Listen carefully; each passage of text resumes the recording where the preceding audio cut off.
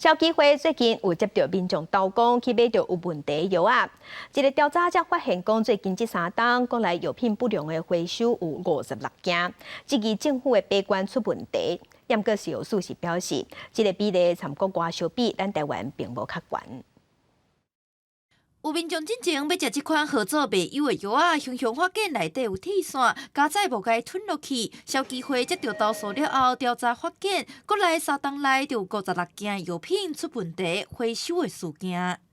在药物的制造商、贩卖商的部分或输入商的部分呢，它的内控是没有做好的哈，所以呢，很显然的哈，那就必须要有一个外控的这样一个制度哦。